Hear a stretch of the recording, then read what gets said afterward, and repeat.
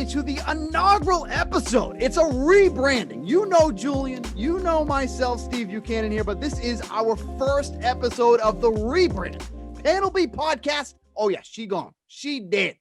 We're starting something brand new here this week. Unreasonable Odds with your host, Steve Buchanan, Julian Edlow. If you're watching the video format here, notice a new guy in the mix too as well. We want to start integrating some guests into the mix, get everybody else's analysis on the gambling world, what you can look for on the DraftKings Sportsbook. We are really excited to have our guy, Joe Murray from 98.5 The Sports Hub, also part of the Patriots broadcast over on there. Most importantly, one of the hosts of the Over Under podcast, which is brought to you by DraftKings, by the way, but an excellent podcast. If you can't get enough of gambling content, make sure to check out the Over Under podcast. How to find that? You can, of course, follow Joe on Twitter at Joey Murr, Joeymurr on the old Twitter machine. Joe Murray, my man, good to have you on the show, dude. Guys, I'm the first. I don't know if people are gonna have to top this one. You know what I mean? I'm gonna have to really bring it this week, being the first guest. But thank you very much for having me. Well, here's what we thought. We had to set the bar high, so that's why we had you on first. So that's exactly the reasoning on that. So again, like I said, really happy to have you on here. We were planning on this before the pandemic hit, and then everything just went. I booked Joe as a guest for the Panel B podcast heading into March Madness 2020. We were going to discuss what was setting up to be an amazing tournament. And now, whatever we are, 8-9 months later, Yep. Here we are. Here we are. Your episode of Unreasonable Odds, which I am super pumped to be a part of.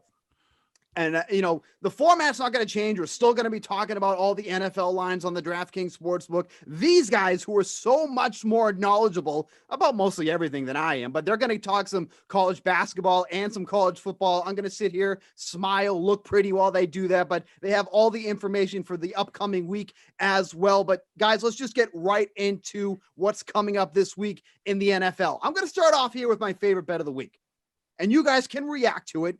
But this line has already been moving. I'm shocked at where it's at still. But the Washington football team +3 against the San Francisco 49ers. Are we not respecting this team that just defeated the Steelers last week? Are we not respecting this team that defensively, and I still believe this, is one of the most underrated defensive teams in the league right now? They come into this game 6-4 against the spread as underdogs, covering by an average margin of 5.2 points. And you got the 49ers who are 2-4 against the spread as favorites and are failing to cover by an average of 6 points. And then let's not even get into how much pressure Nick Mullins has been feeling since he's been under quarterback. 37% of his dropbacks. Now he has to go after this Washington football team defensive line. Joe, I know you're a smart guy. You must like this bet, correct? No, actually. All right. So here's the deal, right? This has really been big lately, and I'll probably get into it in a bit when it comes to college basketball, but recency biased, right? The way that Washington has played, they start to improve. They win on Thanksgiving. They win last week. Yep. They just beat the 11-0 team. So there's a lot of recency bias, right? The 49ers have been a really good team. They lost. I mean, I shouldn't say really good, but they've been pretty good against the spread this year. But they lost last week to a good Buffalo team. I'll give you trends. You guys can take them for whatever they're worth, because this year with COVID, some of these things don't even matter anymore. Yeah. But the road team in the last 6 meetings here, 4-1-1. The Washington football team, 2-0-2 against the spread the last 4 games in San Francisco. But the biggest trend to me is the under at 4-1 in the last 5 meetings. So when you look at these teams, low scoring game, right? Teams that like to run the football. We don't know the injury status yet, what's happening with Washington, but 43 looks like a low number. Yeah. And when you see a low number like that, generally it stays low. And the only other thing I'll say is San Francisco has struggled at home this year, even though they're not at home, they're in Arizona. So keep that in mind as well. All right. Just going to see if we can get another guest on, because this is not already starting off too well. Julian, what do you think about this one? Yeah, it's a good number. It is recency bias, but I don't necessarily dislike it as much as Joe, because Washington, just go back to when they put Alex Smith into the mix and he kind of got his feet wet. he's been pretty good for this team. He's been what Alex Smith has always been. He doesn't make those massive mistakes that just kill you. He keeps you in games, and San Francisco is not a team that, runs away with games with Nick Mullins at quarterback. They're similar teams. They're, like Joe said, they're going to play defense. They're going to run the ball. Right. So I don't know if I'm going to make a play on the game. If you made me, I would probably lean with you. I would take the underdog because I think it's going to be tough for either team to run away with this game. But yeah, I'm looking more at the under with these low scoring games that stay low. Like Joe said, Nick Mullins and Alex Smith are going to air it out and kill you and get the over here. I just see both teams running. Both teams are great defensively. Neither quarterback jumps out at all to make big plays. They're going to take some sacks, good defensive lines, even with San Francisco banged up. And it's somehow a big game. San Francisco's playing to try and sneak into a wild card spot. Washington's still playing to get the division their only way in, obviously. I think that if I were to play this game, I would go to the under over taking a side, but I would just play the underdog if you force me to take a side. All right, so I'm very curious what Joe's on this week, because I thought that he would like the one, because it's not just a trend for me. I think that Washington is a vastly underrated team, but I want to know what Joe's on this week. So Joe, what is your favorite bet for this upcoming week in the NFL? Oh, well, so listen, the favorite bet of the week is something I have been successful with, but I think what you should start doing now is, for this year in particular, look at the underdogs first, right? Like, what stands out to you? Philadelphia makes a quarterback change. Do you like them at 7? Would you want to back Detroit at 7.5 off their win last week? How about Atlanta? After the thrashing of the Chargers, like, is Cleveland worth a look? We're going to talk about recency bias. So I'm going to start there.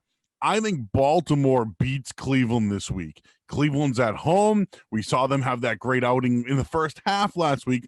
Let's not forget what they did what they did in that second half there. I'm going Baltimore over Cleveland as a 1-point favorite. Yep. I just think Baltimore has to get it going. They're on the cusp of being a playoff team. Cleveland, listen, they've had a good run, right? They've looked good. I think Baker Mayfield comes back down. And not to mention they're on like national television here. I'm going to fade Baker Mayfield at home, and I like Baltimore. A low number. Give me Baltimore -1 as my play of the week. So here's the thing, too, that you look at, too, especially with the Browns. I mean, you want to talk about recency bias. Like, look at the teams that they have faced over the past 4 weeks. It's just bad secondary after bad secondary after bad secondary. The Texans, the Eagles, the Jaguars, and the Titans, like all teams that you can throw on. And we know the Browns like to run because they have that unbelievable tandem with Nick Chubb and Kareem Hunt. But if they've needed to throw, they are not facing teams that are going to resist them from throwing. So I agree with you. This line is kind of crazy to me that Baltimore is only favored by 1. They came out of the gate from all their COVID issues. Wasn't really much of an issue, I don't think. Lamar Jackson looked great when he ran in for that touchdown. Obviously, COVID affects people differently, but Jackson looked like he was ready to go. I do agree with you, Joe. I think that's an excellent line as well. I'll just say one more thing, too. The line. Cleveland should be favored.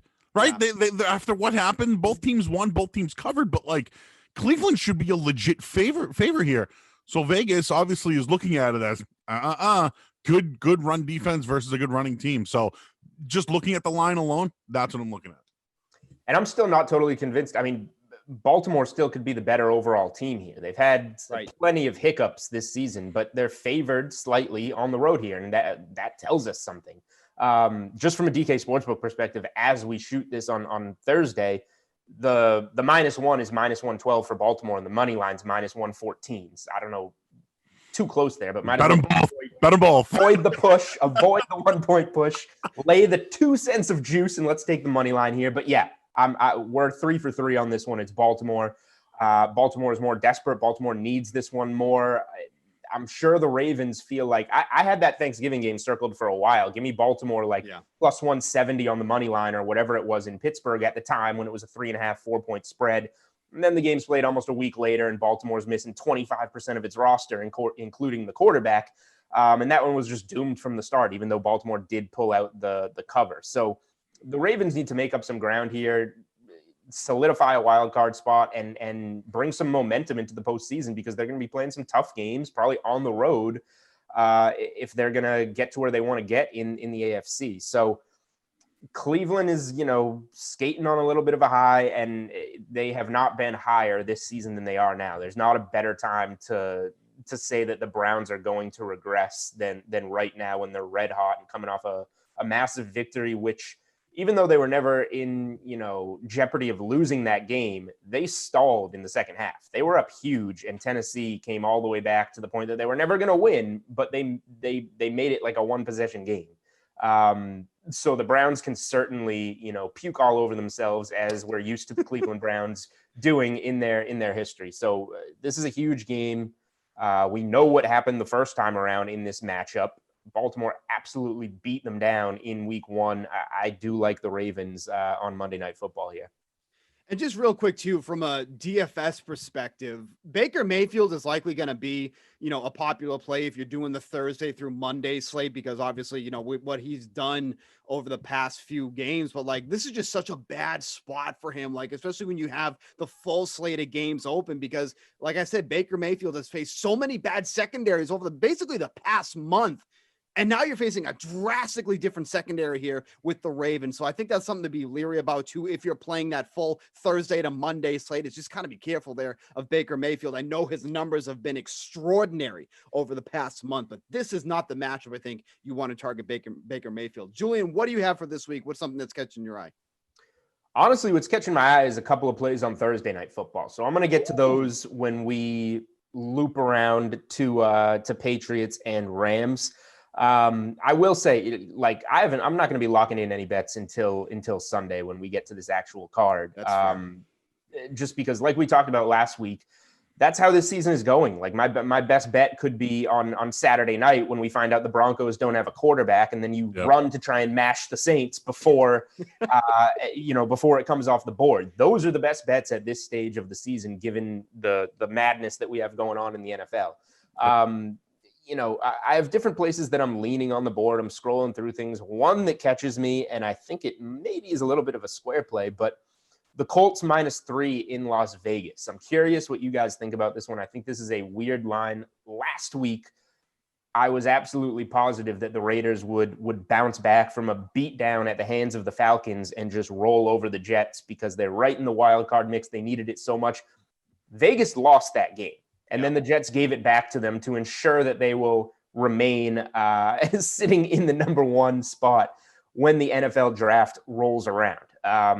So Vegas came back and laid an absolute egg again. That was a loss against the Jets. We can count it as everything for that except for their actual record and a money line parlay that included Vegas cashed. So is Vegas gonna bounce back against a strong Indy defense at home? I don't like betting on Phillip Rivers, but Vegas's rush defense is awful. And if there's a way the Colts like to move the ball, it's Jonathan Taylor, it's Hines, it's ground and pound. And back-to-back weeks after being a complete no-show, if you play DFS, T.Y. Hilton has been absolutely nobody all season. Back-to-back weeks now with strong games showing up. And the Raiders secondary is one that it doesn't really impress you, and they're banged up back there. I am kind of leaning to Indy -3 on the road here. It's at -106. I'm hoping maybe we can get this at 2.5. You can definitely buy it to 2.5 if you want to lay a little bit more juice, get past that key number. Not necessarily a play for me. I don't have a best bet for Sunday, if I'm being honest, but that was a spot that jumped out to me as, maybe the Raiders bounce back because they need it now after consecutive weeks just being awful. But I've been against the Raiders all season. I don't think they're a good team. I think maybe down the stretch we see them fall apart a little bit. What do you think, Joe? Over. Lots of points. Now I see DK 51.5. 51.5. There we go. Ready for this? The over 3-1-1 Raiders last 5 home games. In general, the over is 4-1 between these two teams in the last 5 meetings. Indy has gone over 5-2 last 7 road games as a road favorite, 5-2. So I just look at a lot of points being scored. I wouldn't even look at a side. 51.5. What do you got to get? 28, 24. I mean, you just name it there. I just think that this game is going to have a lot of points to it. So give me the over. Let's just bet it and forget it. Take the over. Yeah, I mean, the thing for me too, and I agree with Joe. I think this one definitely has the over. I mean, you talk about one of the best offensive lines in the league with the Indianapolis Colts, and the Raiders don't have much of a pass rush to throw at him. And if there is a key to, getting Phillip Rivers going is working with a clean pocket, which he's had for the majority of the season, and you're not going to get much pressure from the Raiders. So if Phillip Rivers has a clean pocket, I mean, he's an accurate quarterback. I mean, when he's under pressure, forget about it. I mean, we don't even know. He's trying to throw to one of his 19 kids, it feels like, half the time on the sidelines. But when he got a clean pocket, and he's going to have that for the majority of this game against the Raiders, points are going to be scored by this Colts team, even with some of the injuries that they've endured. I mean, Michael Pittman is really starting to come into his own. Julian mentioned T.Y. Hilton is starting to really come around now. And then on the Raiders side, I mean, Derek Carr has actually been one of the most accurate quarterbacks in the league. And we saw how well he did against a poor secondary against the Jets. Now, the Colts, that have a better secondary than the Jets. You can say that for most teams, but Nelson Aguilar, Henry Ruggs, we saw getting into the mix a little bit there with some of those deep shots. There are guys that he can go to, not to mention even Darren Waller. Yeah, I mean, there's a lot of guys that can catch the ball in this game. There's a lot of points that are going to be scored in this one. I think people might look at how good defensively the Colts have been overall, but I think that the Raiders will be able to overcome that, especially going up against their slot receiver, Rocky Sin. He has not been good in coverage at all, so I do like the over in that one. And don't forget Jacoby Brissett on the goal line, man, or in goal line situations. Seriously. It's from a daily fantasy perspective, there's nothing more maddening than trying to sift through what the Colts are going to do on the ground, because they basically use a three-headed monster, and then they use Jacoby Brissett at the goal line. Like, it is one of the most maddening things to see. Oh, here he comes trotting out. He's going to run another goal line. Like, come on. Like Hines, Wilkins, Taylor. It's pretty gross. It's unbelievable. Pretty gross, but it is working.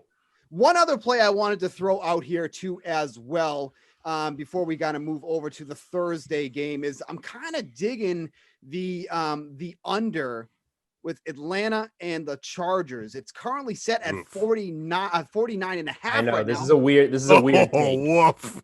It's a tough one, but here's what I'm kind of looking at here is that both teams have questionable offensive lines and a good pass rush on both sides. We just saw what happened to Justin Herbert when he was feeling a lot of pressure. You didn't expect it coming from the Patriots because their pass rush has been almost non-existent the entire season, but they were able to get to Justin Herbert.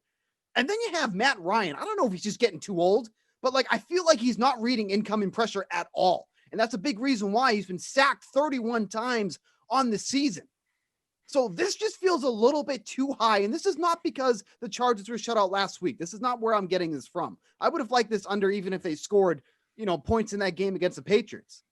This just feels a little bit too high against, a Falcons team that's having trouble getting the ball down the field with Matt Ryan.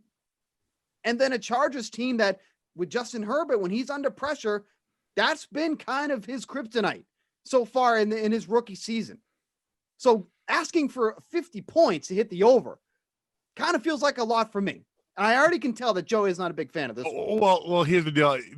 I'll back you up here. The under is 5-1 in the Falcons' last 6 games. Yeah. Right. I mean, so that's one trend there. And then one other thing you mentioned, oh yeah, they got shut out last week. Well, after either a straight out loss or putting up 15 points or less, the under is 7-0. And the under is 7-0 when they score, 2 touchdowns or less in the previous game. So, they struggle. If they struggle one week, it generally goes over to the next.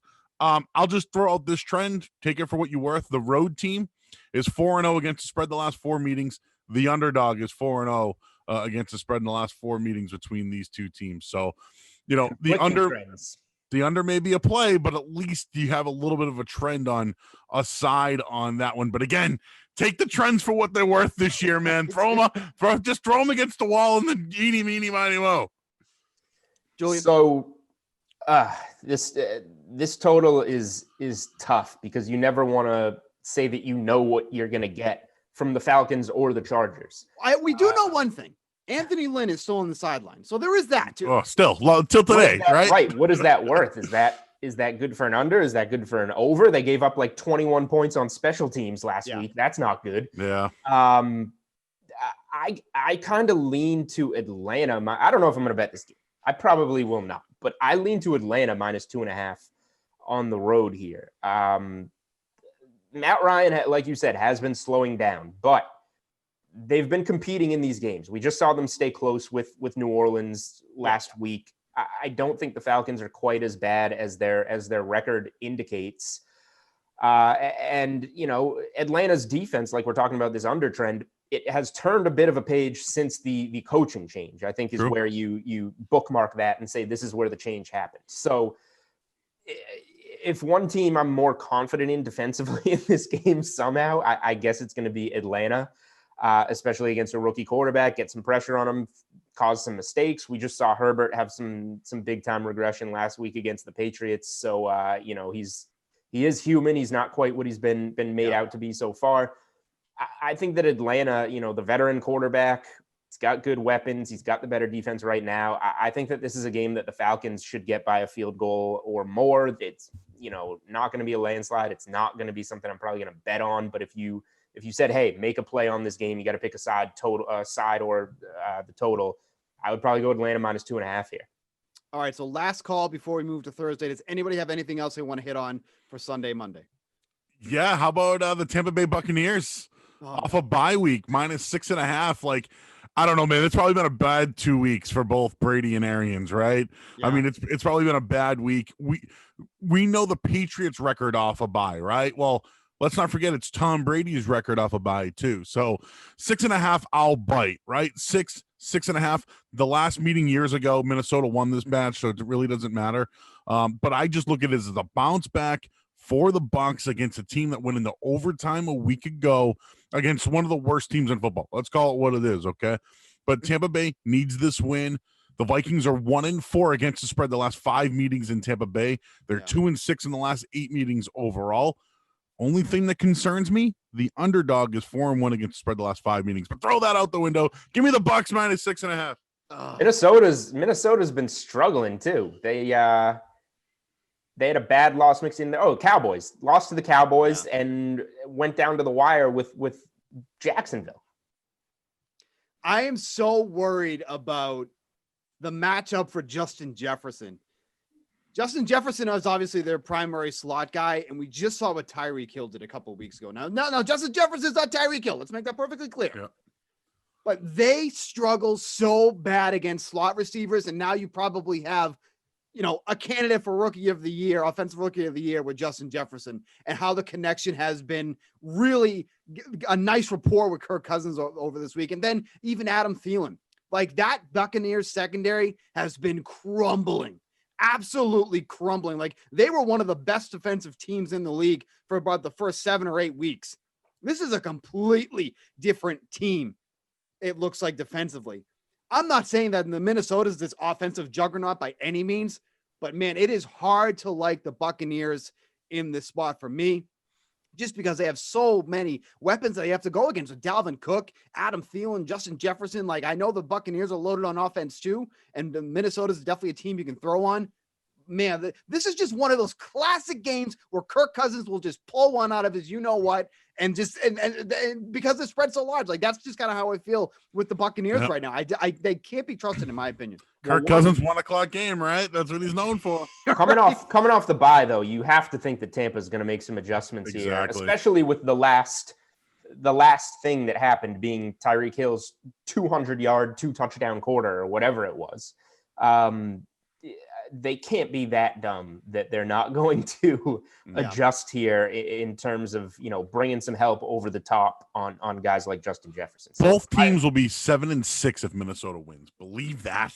Wow. I cannot believe that. That's wild. Tampa's going to win this game. If you're, I know, you know, I don't know how you feel about parlays. I know how your counterpart on 98.5 under feels about parlays. But if you were to build something this week, I think that Tampa money line would be a safe piece of a 2-team parlay. If I could throw one thing in, teasers have been huge in the NFL this year, whether it's 6 down, 6 up, either way, it's been money. I know Steve said he's had some success with them of late, but it has to be the number 6, 6, 7, anywhere in that area.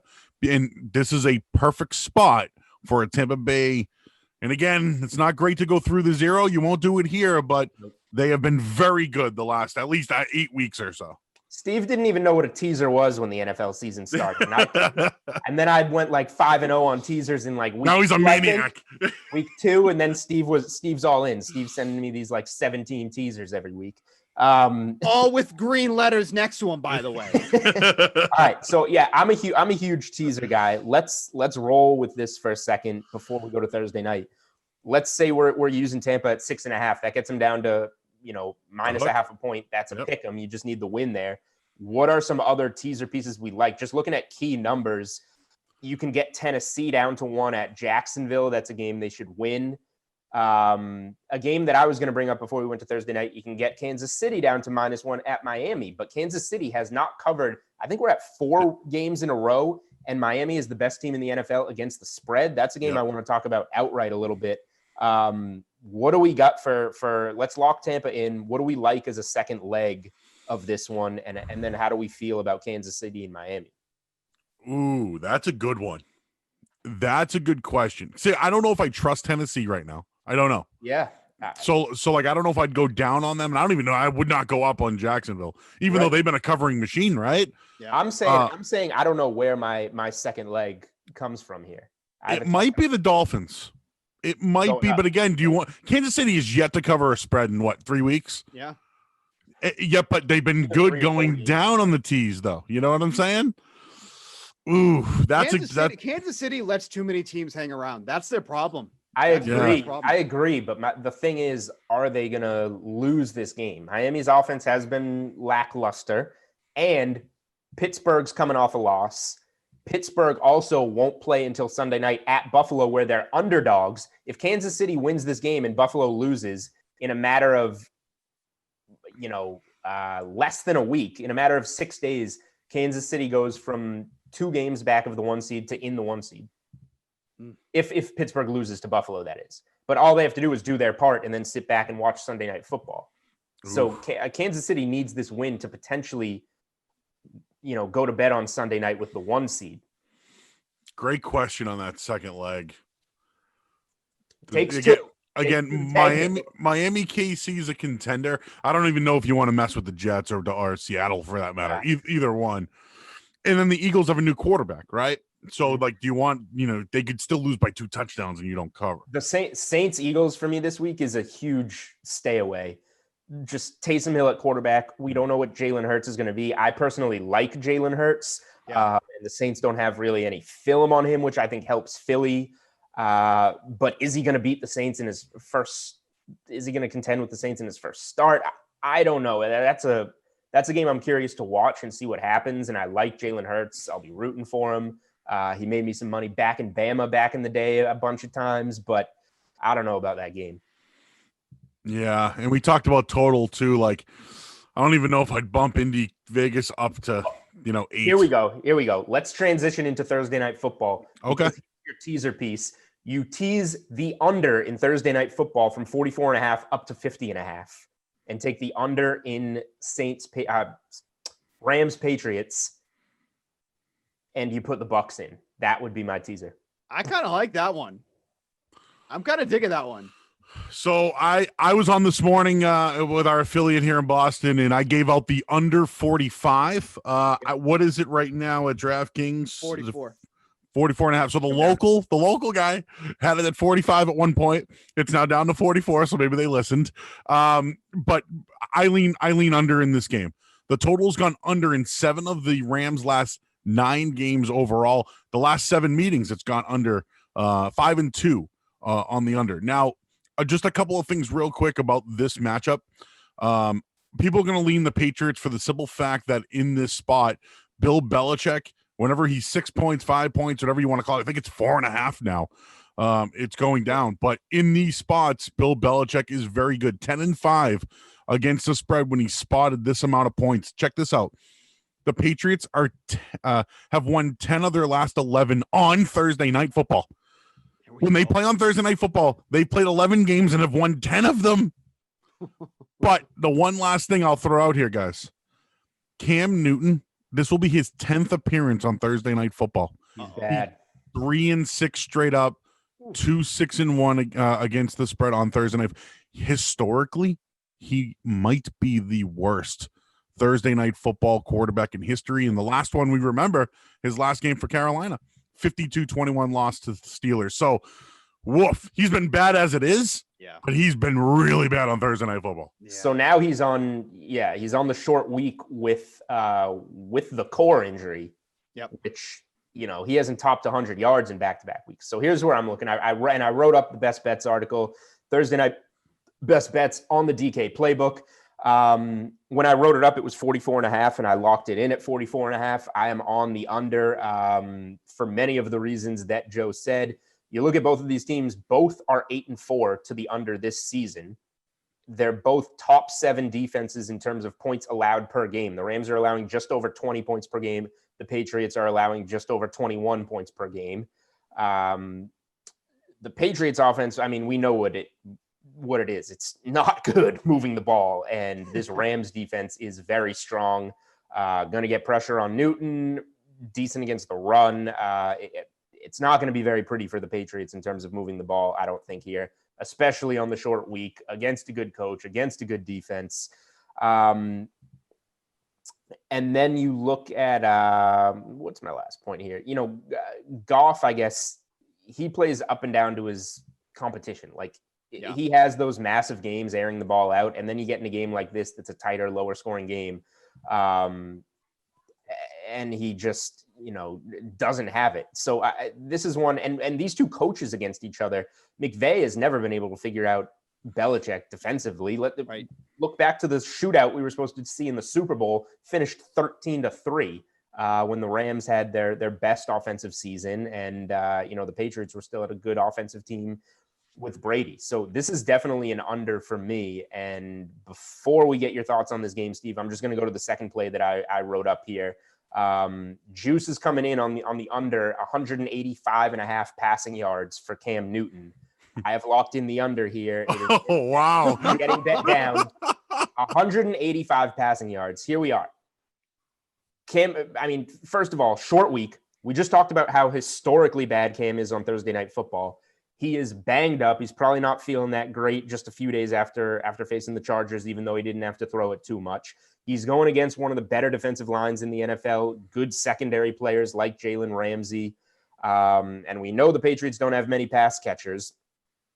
So he's been one of the worst passers all season. He's got 4 or 5 passing touchdowns. He's been getting it done on the ground. If you take this number, 185.5, combine Cam's last 2 games of 84 and 69 passing yards, and he does not hit the over combined for this number. You go back through the game log of the full season. In Cam Newton's 11 starts, he has stayed under 85.5 passing yards in 8 of them. The 3 overs came in the matchups against Seattle, the Jets, and the Texans. Those are the only 3 games that Cam Newton has topped 185 yards in. The only way I see it is, slinging it in garbage time if the Patriots are down a couple of scores. And even in that situation, with Cam banged up, we've seen Stidham coming into games anyway. Stidham could easily be the quarterback for that drive if that opportunity presents itself. I like the under in the game. I love the under on Cam Newton's passing yards. So I got a couple player props for this one. This is a player prop game for me, as it usually seems to be the trend for Thursday. The first one for me, and it looks ugly, but this line is just so low. James White has 0 receiving yards over the past 2 weeks, despite making 4 catches. It's kind of amazing.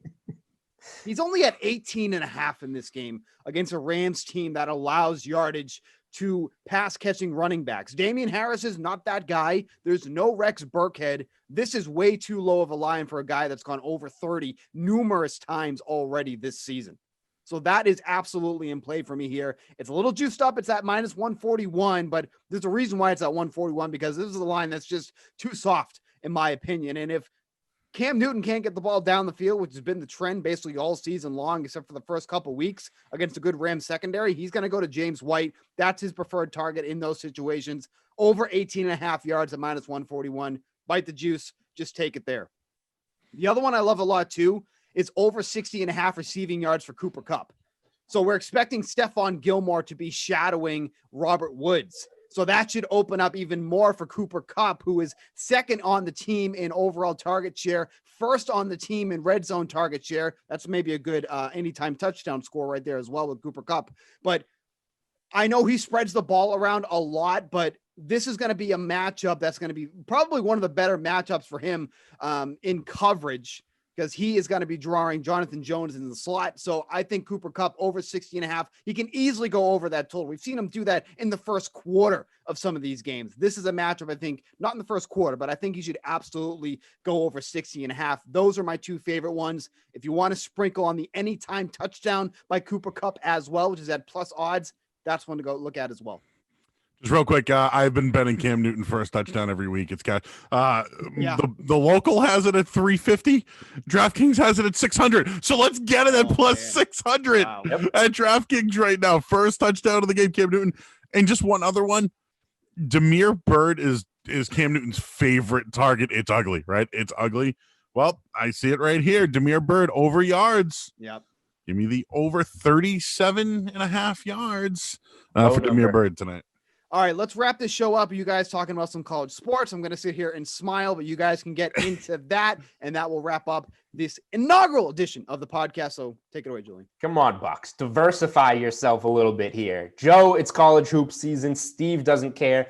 I care very much. I know you care very much. Thursday's card, gross. There are like no college basketball games to put on. The highlight probably is San Diego State, Arizona State. Last I looked, San Diego State was +4 in that one, which is where I would lean, but I'm going to be taking the day off. If you got to play on Thursday for college hoops, let me know. But for starters, I just wanted to get your thoughts on what we've seen so far this season. If you have any, feel before we maybe look ahead a little bit, because my thoughts have been that fading these blue blood programs has worked out very well. I was on Michigan State with the points and the money line at Duke last Super Tuesday. Michigan State wins outright, pretty dominant. I was on Illinois with the points and the money line this Super Tuesday at Duke. They got up by 10 within like 3 minutes and never looked back and dominated that game. Conveniently, Coach K says, it's a pandemic. We shouldn't be playing basketball right now after you lose 2 home games on national TV in a row. Kentucky lost, I think, 3 in a row. I had Richmond +8 against them. They won that one. I actually did back Kentucky on the money line against Georgia Tech because Georgia Tech had been so awful at the time. Georgia Tech wins by almost 20 in that one. Kentucky has looked awful. Kansas, despite scraping by, who did they play? Creighton the other night. Creighton covered that one. And Creighton probably would have won outright. I sprinkled on the money line. They missed a million free throws. Probably should have won that game, but teams like Kansas, Kentucky, Duke, those are looking like fades for me early in the season. I want to know where your head's at in college hoops so far. So I mentioned this about football. Same thing with college basketball. Yeah. Recency bias. Whenever you see it, for example, Clemson, right? They went off the other night. Are they playing Virginia today? I don't know if that got canceled yet or not. Whatever. I'm not seeing that one on. But all I'm saying is when Clemson plays Virginia next, like they're going to get smoked because Clemson, smoked yesterday. Whenever the team that plays well one night, the next night they don't bounce back in the same form. Indiana, remember, they win, they end up playing Stanford, they lose. Now, the Indiana game last night was very good. The Florida State, the line was 3, they win by 2. Right. So if you notice, a lot of these favorites here, it's coming right down to the number. Now, Steve, I'll tell you this, and I'll tell all the listeners this. The money is on the second halves. I'm telling you right now, overs second half. If you see something 69, 70, up to 74.5, 75, go over. I'll give you one last night. Doesn't matter the game, just the number. Doesn't even matter. Just go. And here's another thing too. If a heavy favorite is losing at half, generally take the over as well. I'll give you an example. Last night, Boise State was leading BYU. BYU was -13. Boise State won the game by 4. First off, the second half line was -4. So BYU covered, and it went way over 75 points, which was the number. Same thing. I'm trying to think of another game last night. Oh, Florida State was another one last night. They pushed for second half, but it went over the number. It's just when you look at these games, overs second half are just money. Think about all the foul shots that happen, right? Yep. The foul in to stay in the game. So I think the money's on the second halves, but stay away from these unders second half. Anything that's, again, 69 to 74 or 75, over second half, it's easy money. That's one of the things I've noticed so far. This is why the man has a podcast called Over Under. Steve and I take a lot of sides. And I'll tell you, any of the games we've lost, it's been by 1 point, right? We had Marshall Wright State over under 80 second half, landed on 81. We lost, but we had Louisiana Lafayette the other day. 140 and a half was the number, landed on 140. So it's like the books are dead on right now. The lines are dead on. So you got to be obviously you got to be on the right side of these things. But like Kansas, Creighton, that should have never happened. Kansas should have rolled with that. Creighton stuck around. Now Iowa might be the highest scoring team in the country now, right? Yep. They're a team to watch second half because remember they didn't cover early. Was it last week? They let a team come back and cover. They're a team now to watch second half because they don't want to have those slip ups second half. And I know they knew the spread on the bench. I saw guys. He was like, "Oh man, we didn't cover." So trust me, they know the spreads. I mean, that game, I took all the dogs on Super Tuesday. I took Creighton, UNC, and Illinois, and those went 2-1. UNC obviously got blown out, came back to take the lead, got re-blown out in that game. But the points, I mean, Iowa, I was just like, they have to start missing threes at some point. They're shooting like 80% from three, and they didn't. They're going to keep taking them. They're good shooters. Iowa is a great team to like. That total kept getting bet up, 156 to 159, and just easy over. Both teams getting over 80. Iowa finished with 93 points. I think Iowa is definitely an over team. I'll just throw out one more thing. I do think that Gonzaga and Baylor are the two best teams. I totally agree. Like, too bad they couldn't play last week, but they're the deepest teams in the country. They're the two best, and I don't know who's three. Maybe it is Iowa. Maybe it is, but I don't know, man. Big Ten teams, oh, I don't know how I feel. And then I feel like that with football now. Like Ohio State's going to get in don't get me started. Right, we're gonna get to that real quickly. My third best team, I'm leaning. I think it's, first of all, it's head and shoulders. It's Gonzaga and Baylor. I didn't get a good number on Baylor to win it all. I have Gonzaga at plus 1,000 to win it all. That's down to like 450, I think, on DK Sportsbook. Who do you like? Were you going to bet on last Saturday's Baylor Zags game? Zags. Okay, me too. So I saw it at 2. I bought it to 1.5. I had Gonzaga minus 1.5 in that game. It was looking like 2.5, 3.5 different times. I agree. I like the Zags, and it's not a Baylor fade because I think Baylor is clearly the second best team.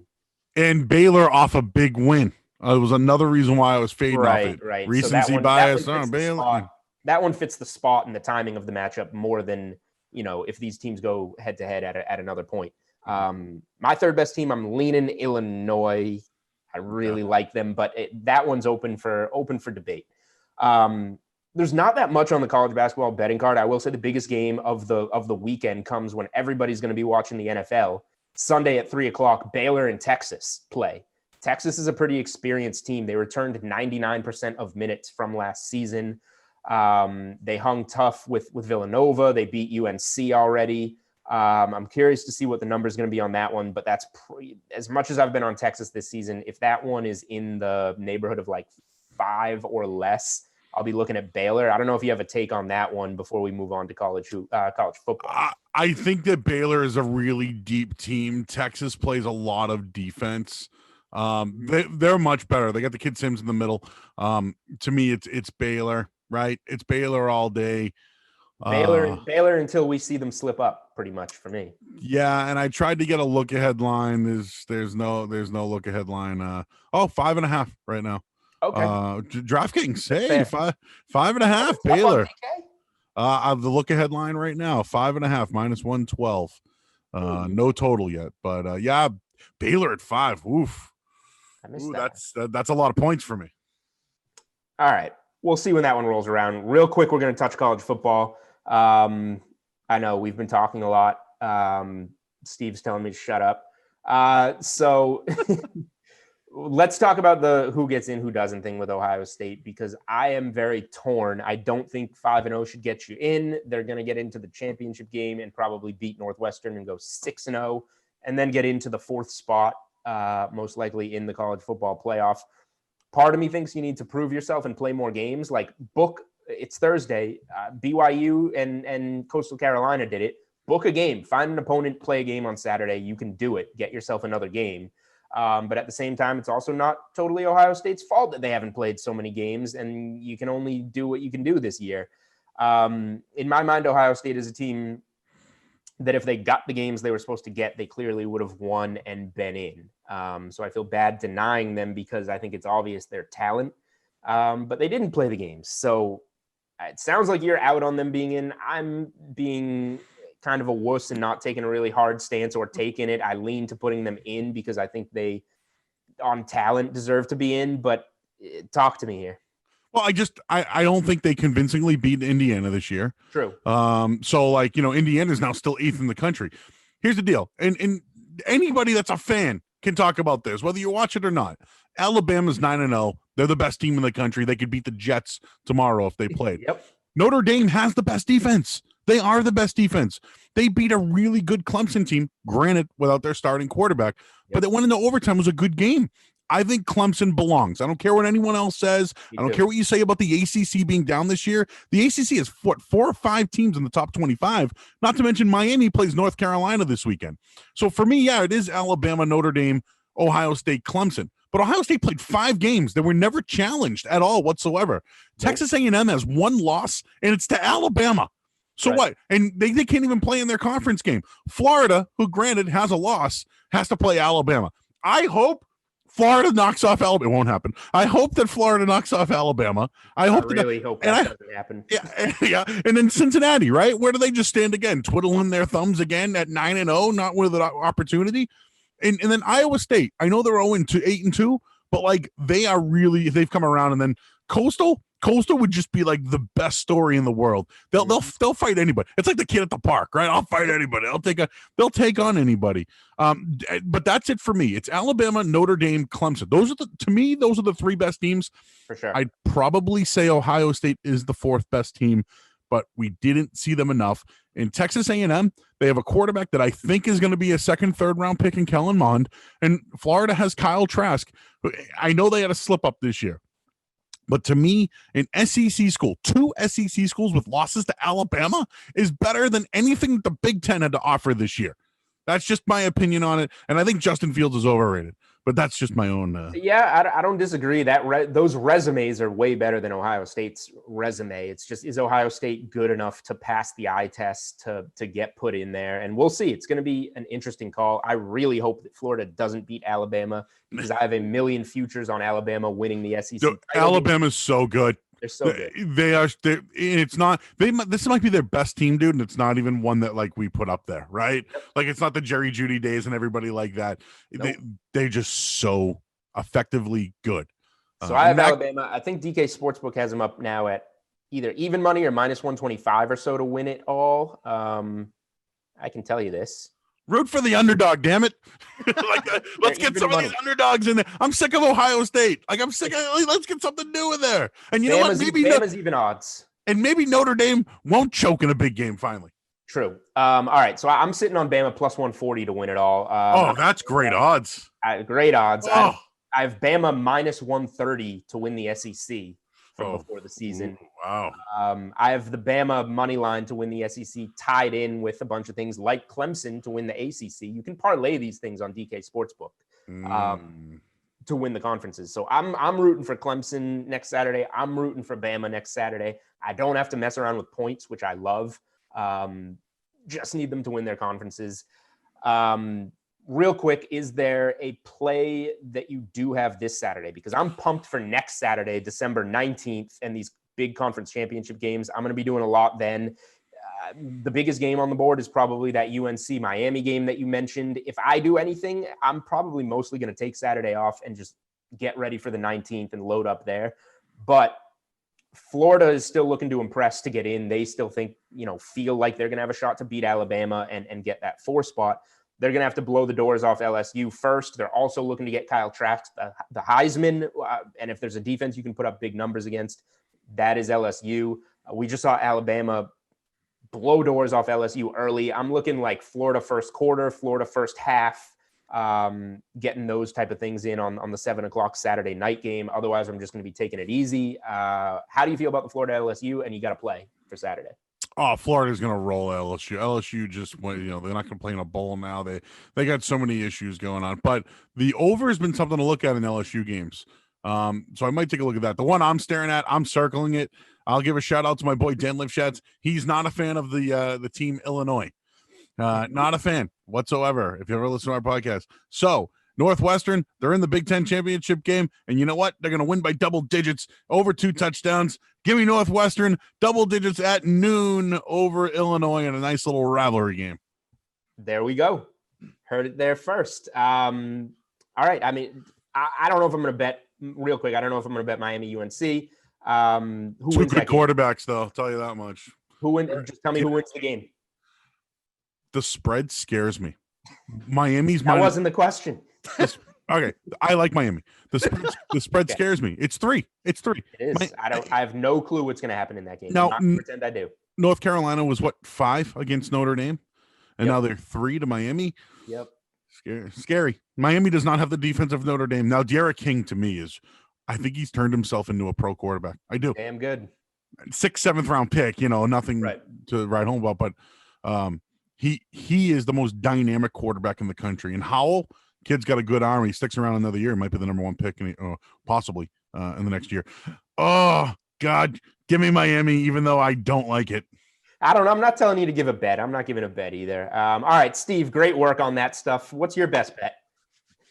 For college football? Just close your eyes and tap something on the DK Sportsbook app and let us know. All right, so here's what we're gonna do here. We're gonna spin the wheel. We're gonna open it up here, and all right. So I am definitely on Wake Forest 105 on the money line. Let's go, baby. Ooh. That's what we landed on. They put up some points, my man. They did. I know, totally. That's why I picked them. Hey, wait, have you guys ever come up with cannon yet or anything like that? Have we? Buchanan's cannon.